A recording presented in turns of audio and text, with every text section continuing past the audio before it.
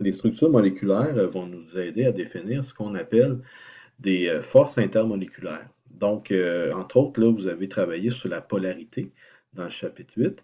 La polarité, c'est une propriété qui va aider, entre autres, à comprendre comment les substances vont interagir les unes avec les autres. Donc, souvent, les substances non polaires, qui sont différentes, vont pouvoir interagir ensemble de façon favorable. Et les substances polaires, qu'elles soient différentes aussi, là, vont pouvoir interagir ensemble également. Et habituellement, c'est difficile de faire interagir ou de mélanger deux substances qui sont de polarité différentes. Donc, c'est pour ça qu'on doit définir c'est quoi les forces intermoléculaires. Quand on vous voyez le mot intermoléculaire, ça veut dire entre les molécules.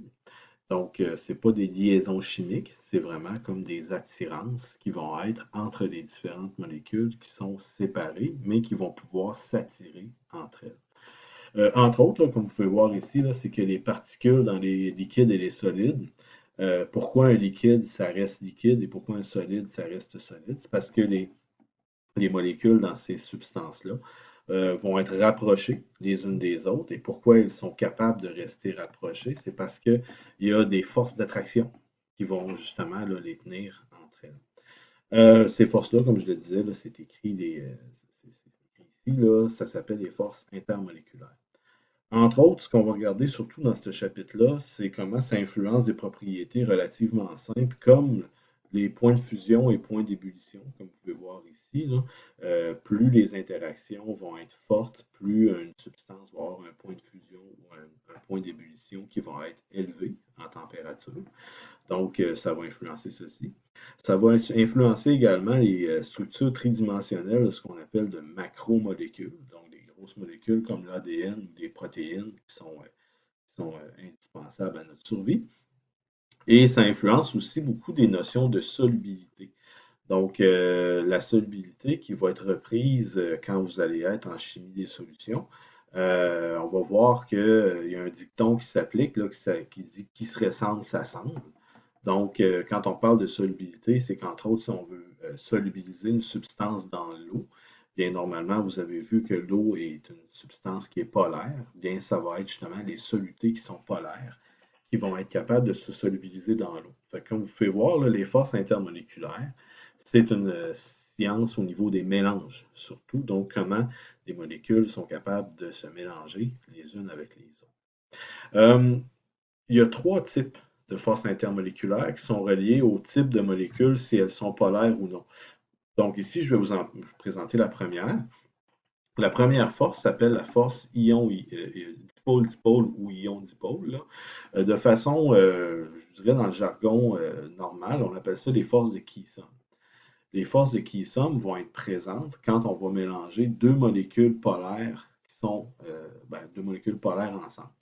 Ces deux molécules-là peuvent être identiques, comme ici on voit que je mélange deux jumelles ensemble, donc deux molécules de HCl. Mais ça peut être aussi deux molécules qui sont différentes, mais qui possèdent un moment dipolaire non nul et qui vont pouvoir exprimer des dipôles, en fait des forces de type Keeson.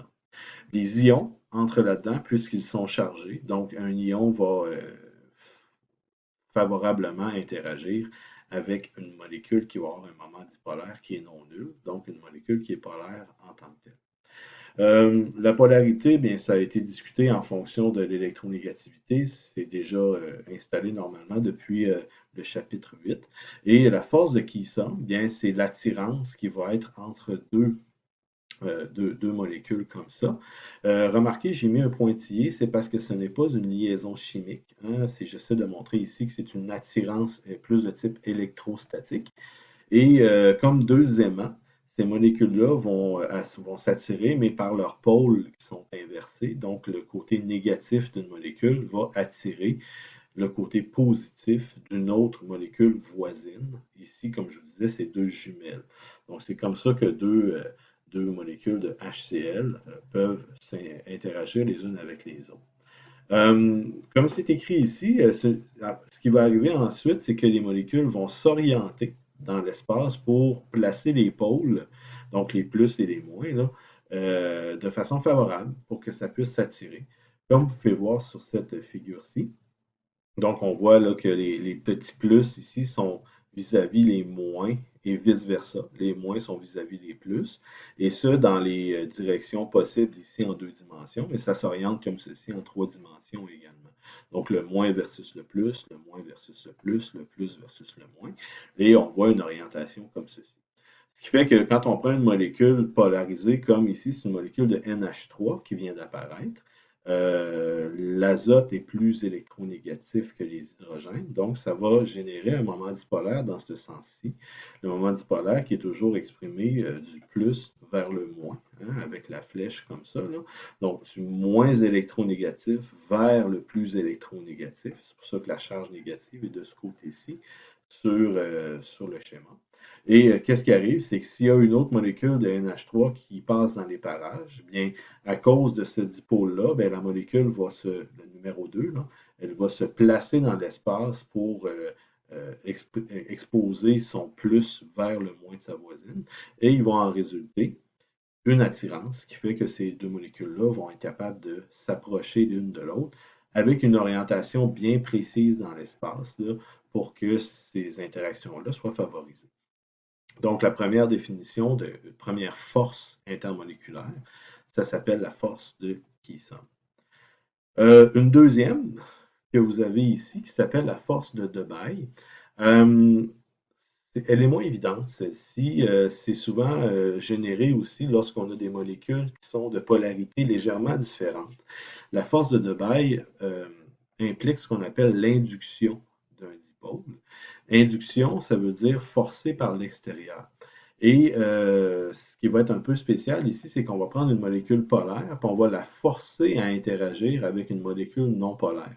Des fois, par des effets de contraction, entre autres, ou de pression élevée, c'est quelque chose qui va arriver.